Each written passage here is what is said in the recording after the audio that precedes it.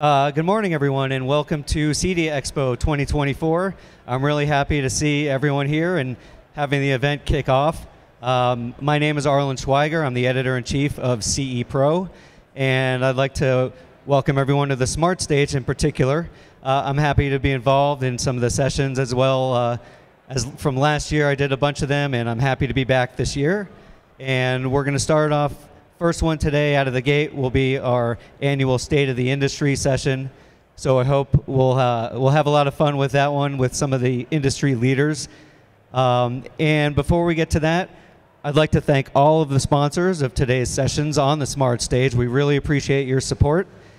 And then a special thanks goes out to AOTO, the actual sponsor of the Smart Stage.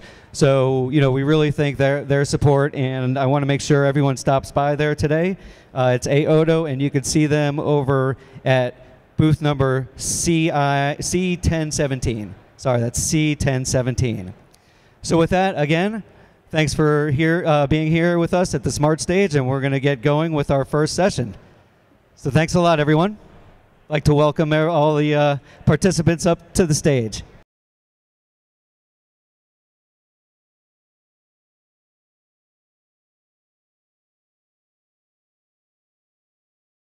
All right, everyone.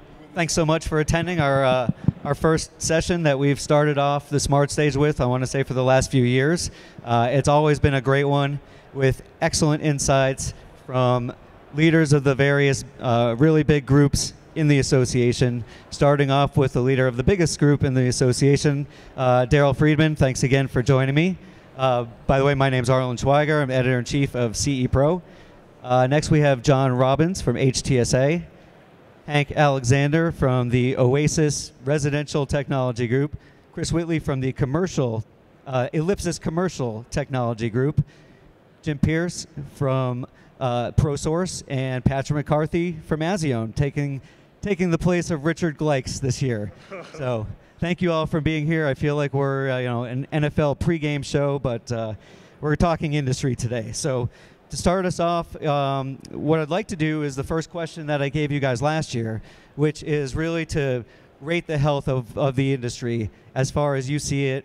And, give me one or two reasons why. I know we might have some repetitive answers here, but, hopefully we'll try and get some different insights out of the different groups and what you guys do. So, Daryl, why don't you start us off, of course, on the spot. So last year he started with me, and I had to and this is a 1 to 10. Come to the random number and then hope everyone did agree. I think last year I said 8. I was very bullish. I still am. I'm going to just knock it down a notch, just a 7. Hearing from some of our members, it's softening a little bit, but they still are plenty busy. I think it's a robust environment, and I think it's a growing environment. And some of the things that CEDIA is working on, hope we'll bring that back up to 9 or 10. All right, very good, John. Your turn. So, do you want numbers? A 1 to 10 scale, please. 10? I think I'm in agreement with Daryl in an 8, approaching a 9, and only approaching a 9 because 3 months ago I would have said it was a 5 or a 6. After the first quarter was very concerning. It was probably the first quarter that we've had in a long time that was actually single digits off in purchases. And I thought we were going to be looking at a climb all the way through the rest of the year. July's numbers actually brought it back and exceeded year-to-date in purchases. So it's a little early for August numbers, but the early ones that have come through, they look pretty good. Our people's pipes look full. So I'm going to go 8 to a borderline 9. So is that what you were seeing to make that change from like a middle to above average at this point now and heading toward a nice state of the industry? Is that, more projects in the pipeline? Because usually as we get to July, it's, dog days of summer kind of thing. Well, I think our members are doing a pretty good job at maxing out projects. They're talking about how do we maximize who we're talking to and in what order do we present what our offerings are. So the days of the double-digit increases, they're probably off in the future, hopefully. But I feel pretty bullish on the balance of the year. Yeah, that sounds great. Hank, how about you? Well, thanks. First of all, I think the real way this should be asked in honor of Richard Gleiks is welcome Patrick to the stage, but nobody can really replace Richard, so thank you, Richard. Anyway, yeah, I would go a solid 8, maybe an 8.5. The first half of the year was a little rough. We all know that. It's gotten a little bit better. I'll tell you that when we talk to our members, we hear that the pipeline is getting better, actually, that the back half of the year is looking a little bit better. So I think we're feeling a little more bullish about it. Yeah, I would go a solid 8.5. Great.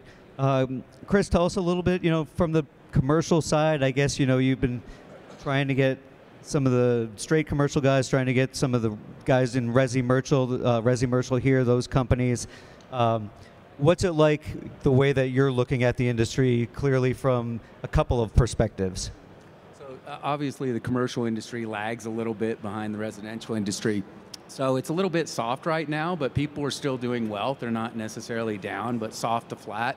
But I would say the outlook is an 8 for 2025. What a lot of members are telling us is pipeline is a little soft into the first quarter, but they're seeing large opportunities in first and second quarter for next year. So we're pretty bullish for 2025. The end of 2024 is going to be a little bit of a struggle for members and vendors. Okay, so it sounds like they've got some larger scale projects already in the works for next year. Yes. Make up for some of that. Many of those large capital type projects got put on hold a little bit, but they're coming to in 2025. Excellent. Jim, what's your take on how things are these days? Obviously, ProSource, you've got kind of a wider pool of what your members are selling. Yeah, I would say that overall we're positive comp, which is good. We have to fight really hard, I think, to be positive in this environment. The middle market is really struggling. So with low housing starts and retail is struggling. However, the CI space continues to explode at the high end, and is offsetting that that tight business in the mid market. Our mix of commercial is growing to commercial. So I would say last year at this time we were just kind of getting into that business and developing relationships. And now our mix of commercial is steadily expanding as we're kind of making that flip, if Resi's soft, moving to commercial. But I believe the industry's set up in the back half of 2025 to really start to get back on track. I would imagine, I don't know if you'll invite me back, but if we're sitting up here next year, we're going to be talking about pretty dang good business trends. So. Yeah, that's awesome to hear. So we'll probably put you between like a 7 and an 8, it sounds like, from that's right. That perspective. And finally, Patrick, not Richard. No. Sorry. Go ahead. What's your take? But never replace them. I think it depends on who you ask, right? I think some dealers are going to tell you we're a solid 5 right now and we're worried. And I think you're going to hear solid 9s out there. And our pipeline's never been fuller. And they were looking at their June numbers saying, I'm up 20% this year. And you talk to vendors too, and I think you're seeing some of those high-end, especially targeted vendors, having an amazing year, maybe the best year they've ever had. As that middle market continues to struggle, there's it spells a lot of weirdness for the back half of the year. I don't know if one number could articulate what these guys are feeling. I think some of them are scared, and some of them are like, I'm having the best year I've ever had. It's market to market. I think if I had a round number, it's 7. It's not too high, it's not too low, but echoed what everybody says here, right? Back half's looking a lot better than the first half. So we're moving in the right direction. I think we're moving slowly in the right direction, but we're getting there, and confidence is building the right way. Yeah, I think for your groups especially, since you have the meetings in the fall and the spring, certainly I think it'll be interesting going from what's happening this fall to then looking at 2025 and seeing if what you guys are saying is going to come to fruition. So speaking of where your dealers are having success, so where your members are having success, Daryl, what are some of the things that you're hearing from talking to people? Obviously you're going to talk to plenty this week, but maybe over the last several months or so, and if you have one specific example, especially from the buying group leaders, that would be great to tell us about. In terms of what they're focused on, in terms of the dealers? Yeah, in terms of where, you might have a specific case study or a business model that they've been able to latch onto or is really, helping to grow their company. Yeah, well, obviously lighting shading is that magic sector that everyone's focused on, and high margins and so much untapped potential to grow that market. So everyone's in there. I think some of the more sort of forward-looking ones are really thinking about sustainability, energy management, aging in place, those kinds of things. I think the integrators who have time to think about the future and the future sectors are looking at the aging population, are looking at the kind of needs that are going to be coming, and they're seeing that as a very, very important sector, and some of them are creating whole divisions in their companies, in one case an entirely new company separate. So I think that's going to be a growth area, but certainly the traditional AV lighting shading. Yeah, I believe I know which company you're talking about that created a whole new company. I remember covering aging in place and, telehealth care and all that back, a dozen years ago. But it sounds like you're really starting to see some traction now. Maybe back then it was just a little bit ahead of its time. Yeah, and I think also the demographics are forcing this, right? We're going to see this more and more. I know this in my own family with my own mother, and, you worry about somebody 3,000 miles away and how they're doing, and they don't want a camera on them, so you have to innovate, and these companies are finding very innovative solutions for that. John, where are the HTSA companies, finding a lot of their growth right now? So, obviously, again, to reiterate, lighting and shading. But again, I think it's important now that we've got a good percentage of our members actively involved in lighting fixture specifications. It is now time to really get them to be presenting to clients the idea of high-performance home entertainment, because we've now established the relationships by being in the lighting sector, and we're in the conversation earlier. It's now really time to say, all right, I got my lighting and shade order, and that's good enough. The dollars are good enough. No, it's not. We can also, with these same clients, if they are presented with the opportunity to understand performance, whether it's cinema, music, whatever it is. Music is one of the most important things in everybody's life. And so now it's time for us to be specifying, now that we're in the conversation earlier, to be specifying performance entertainment. Yeah, I'll say just a quick plug for CE Pro. We recently had the issue where we had our own home entertainment deep dive, and I think if you've read that, you saw that the numbers were really nice and strong in that category. And after the show, toward the end of September, you'll see our October issue come out with our shades controls deep dive, and again, the numbers are very positive there. So I think it'll definitely underscore what everyone's saying here. So, Hank, anything different that your members are doing well at right now? Yeah. So again, obviously, lighting, shading, aging in place is a big one that everybody's looking at, and energy management and sustainability. We always say people join a group, they think for programs and savings and programs. They stay for peer-to-peer education and services. And so we find a lot of, as economy kind of shifts a little bit, we find a lot of people look at, what are costs in my business and how can I save those costs? And how can we help? So that's where we kind of also lean in. Obviously, all the other things everybody said, but we lean in on a lot of those services and back-end things that we can help with. So, and are there any members, with certain business models or case studies that you've seen that have kind of taken a turn in their portfolio or what they're doing in terms of operations, thanks to some new stuff? Yeah, I mean, obviously we help them with education, we help them with hiring and the new hiring side of things. Little things when the economy is a little weird, little things add up. So if somebody goes, well, I can save $5,000 or $6,000 a year on a credit card swipe rate, or I can save on business insurance or health insurance or some of those kinds of things. Those are the things that are soft costs that get out of control, especially as inflation increases, those things, everybody's seen their auto insurance and their business and home insurances go up. So those kinds of things where we can lean in and help them save some of that money, that also helps them, again, realize the value of a group. Yeah, I don't know what you're saying about auto insurance going up. Oh, yikes. Chris, your perspective again on the commercial side. You have members who are looking at commercial, exploring commercial. You have commercial members who are looking at residential. Where is either that bridge, being connected among those two markets, and what are some things that the group has really latched onto? Yeah, so it's interesting. I think there's two areas that our members are focusing on and that our group is focusing on to help those members.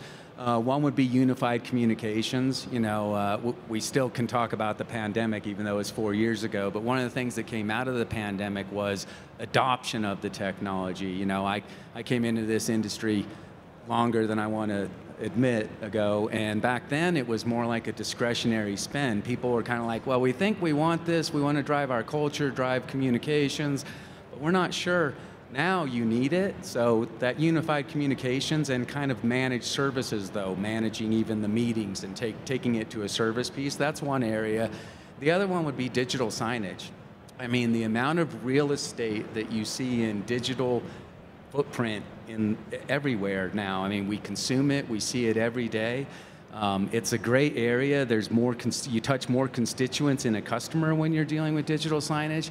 You get recurring revenue, and everybody needs to put content on all these displays that they're putting around. So those would be the two areas that we see the biggest trend and growth in those two areas too. I mean, I know we're here at CEDIA, but VIXA on the commercial side, indicates that those are two big growing areas. So, and that's an easy area for members to bridge also. Most of the guys at restaurants and bars, digital signage applies, and then, small huddle rooms, unified communications.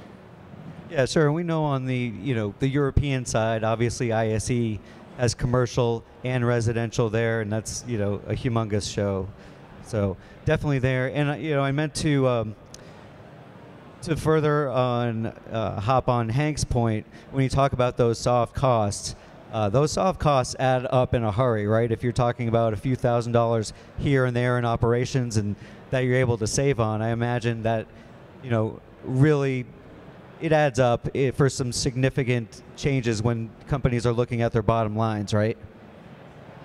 You asking me, or since you're taking both of you guys, commercial and residential? Absolutely. You think of it in terms of a percentage, and you say, oh, we're saving 1 or 2 points on a product.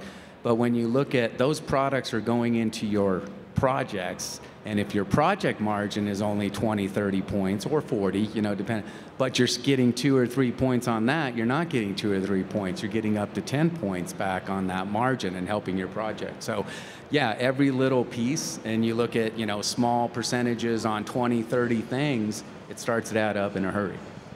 Yeah, Hank, have you had certain companies that have really kind of capitalized on that sort of reflection or audit of their companies? Oh yeah, we do it all the time for companies, when not only when they join, but periodically throughout the year. And yeah, that's a big part of it. And Chris is right.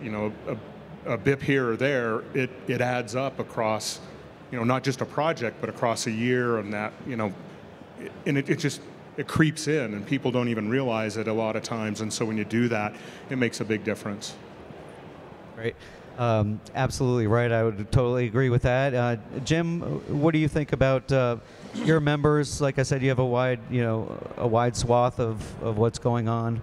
Yeah, I might pull the windshield in a little bit closer. The areas that we're seeing growth in, because we're beginning to really focus on it and have the confidence to present these products, large format television, micro LED television, we're beginning to gain traction. You sell one of those things, it's $100,000, and so really beginning to have the confidence to present those products. The second thing is to really look at the entire home. 2-channel audio is something that sometimes we forget about. We're more worried about all the networking and all that stuff, and in reality, in a lot of these homes, we have many of our members really leaning into 2-channel audio and having the confidence, to present that. I talked earlier about the mix of, having the confidence to talk to the bar owner and, say, okay, look, I'm happy to come out there and do that project for you. And so it's really just good, solid execution. And, we just stood up a experience center out in Golden, Colorado called 1010. And the idea is that we want to bring our members through there and show them all the various categories that are available to them and begin to truly teach them. You can have the confidence. You see this micro LED on the wall from Samsung? Let's teach you how to sell this. You see, Savi control for commercial. Let's teach you how to, to sell that. And so, I think right now, there's a cautiousness, just because in our personal lives, things are getting more expensive and it seems a little bit scary. But as a leader of a business, I'm really promoting these guys. Have the confidence to present the full package for the entire house or, light commercial. Yeah, do you make that like kind of a, just weaving in a whole story that they can tell as if they were with a customer bringing them through their showroom? Is that how that kind of works? It's really interesting when you think about it. Like you see all the individual booths here at CEDIA and it's fantastic, but it's very rare that you see all of the product categories and all of the brands in one spot. It's, when you really think about it, there's not a lot of display space in the country, frankly, where it shows it all connected together. What we've seen in our initial visits this week is that people are blown. It really opens their eyes to, oh, I'm forgetting about Salamander, or I'm forgetting about Leon, or I'm forgetting about these different categories that you might be slipping through the cracks with your sales teams. And so really, I think pushing to make sure that we're fully taking advantage of that wallet as we're out in the market, particularly with the uber high-end customers. Jim, one last one on this topic. Have you seen much with the smart appliances category? Because I think some of you, the combination of CI and retail, I would imagine you have some members who are into that, but I haven't really heard much about it recently. Yeah, unfortunately, we put in smart appliances into this space, and my gut feeling is it's going to be a chirp. I think that what I mean by a chirp is it's not really resonating with the consumer. And we're also associated with BrandSource, so I talk to them quite often. And really, the appliance business is in a replacement cycle, and not really replacement high end. So it's like I just need a new refrigerator. And so I'm not sure that the appliance industry has really cracked the code there. So I'm not seeing that full connection. Good question though. Okay, yeah, it sounds like it could be another area where it's a good place for integrators to connect with designers, do more of those full renovations instead of just the replacements. Patrick, let's end this question with you in terms of the strong growth points. Yeah, I'll answer the question in a different way. I'm kidding. But a little bit, it's reflecting a lot of what everyone's saying, right? We're focused more on high performance. We're gaining confidence to sell those things. But I think two interesting things we're seeing. One is people are starting their own electric company, or a lighting company, or a shading company, and it's the same person. It's just a new EIN, a new company, and they get into the table faster. So now they're sitting with the architect or the GC much quicker because that translates faster for them. And then they say, oh, by the way, I know someone who can do your whole home audio. They go, who's that? I'll give them a call, put a mustache on. Hey, it's me. It's my other team. The other cool thing that we're doing is we're able to put on what we call leadership symposiums. So everybody wants trained labor, right? And they want to pluck them out of a tree, put them in a van, and say, great, you're off to running. We think that there's a timeline where we can take somebody, teach them a whole bunch of really good soft skills at these leadership symposiums we give to our members. They're free, so we had lead technicians and operations and sales, marketing, emerging leaders, catch-all title if you're going to be a manager, to become smarter, better, faster, stronger. I know how to talk to the client in a different way. I know how to operate and think like the owner so that when we go into a job, I'm also helping raise your ASP so that we're making more margin and we're winning together. I mean, we've sat and done P&Ls with technicians. They understand now how the business works and how one product, big product, can change the whole project's margin and what that does for the rest of the year if they can continue to do that, and then how they can enable themselves. So I think there's, all the things about being more confident, selling high performance, that's great. We're finding a lot of clients who are like, just do it, here's my black card. But then I think enabling their teams and helping them be better businessmen for other companies, having better marketing, talking to architects, talking to those builders, is where we're seeing the most, we're chameleons at the end of the day. We've always done everything. So why not start another company? Why not hit the streets then in a totally different way? For those, the technician leadership symposiums, the technician one specifically, does some of that involve upselling? And how common is it, do you find, for techs to be able to upsell in the field, or service techs to upsell in the field? I know on the security side, that's something that they've really tried to push, because obviously their techs are there more often for updates and things like that. Sure. So we impress upon both the techs and the owners that there should be some sort of reward system for this. Although I had an interesting comment from a tech that says, I went into a home and I started saying, no, this is a better product, they might think, why did I have the owner just sell me all this? So there is a fine line, and I think you're onto an interesting point with that. So it depends on the category, it depends on what's happening, but as they get into the home and as they're working with things, they can say, this is a better solution, I think this is how we should operate it in a different way, whether that's lighting or sound or TV, or when you're actually in there rolling up your sleeves and doing the work, there's a client can actually have some different communications and seeing different solutions, especially outdoor. You get them into the outdoor world, the sky's the limit. That's where we see the most success in upselling, is an outdoor. Yeah, that's kind of what I was thinking. It was sort of that, either attaching certain subsystems, or maybe they started with a single room system, and the techs are allowed to say, hey, have you thought about the kitchen, or have you thought about the primary bedroom, or something like that. Right, so. Right, and Bravas has a new name that they're rebadging themselves, something like the total home consultant or solutions expert or something like that, and I love that, right? And now you have a full top to bottom approach where technicians are going in and mimicking the sales and mimicking the owner, and they're telling you the best solutions, and clients just trust you with those solutions. These are all the things, those are the physics of good business. That doesn't change. Law of gravity doesn't change. We just help them be better businessmen, help them sell it more efficiently. And I think that's cool. You re-engineer all these businesses from the ground up. Yeah, and I think that's one of the huge reasons that they join your groups, for sure. Daryl, let's move on. Obviously we don't like to talk about it, but let's discuss the flip side of things. Where are your members struggling? But then, in addition to that, where are the associations and the groups here, underlying that support system for them? Well, I have a take on this that might be a little surprising, which is I think they're struggling with the same thing that the industry's been struggling since CEDIA was founded 35 years ago, and they might not even realize they're struggling with it because it's not day-to-day, it's long-term, and that is just awareness and recognition outside our channel. This is a B2B show. This industry talks to itself very well, but this kind of awareness outside, I've been meeting with my counterparts from every other adjacent trade, the builders, the designers, architects, and they're very aware of us, but their membership is not. And until we can get that awareness out to even the homeowner, an interesting stat from the NKBE, one of the designer associations, the last survey they did on technology, 3% of their integrators used a CEDIA certified professional. And when asked why you didn't use an integrator, CEDIA or not, almost half of them said they didn't know this industry existed. They didn't know that we exist as a profession.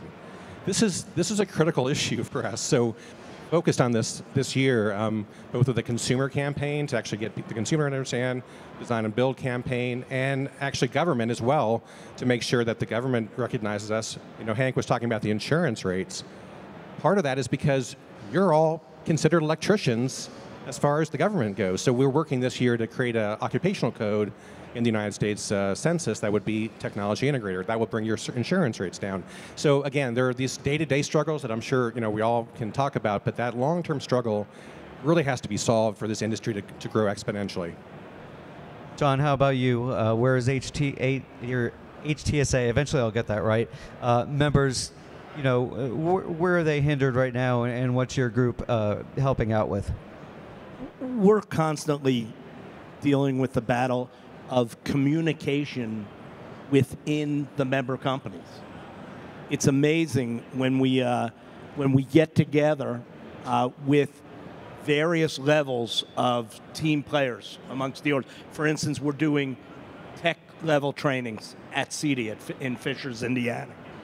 And it's amazing to me how many of the techs, number one, they're not aware of what HTSA is. So that means the principles, and that should be leveraged, that you're part of something greater here.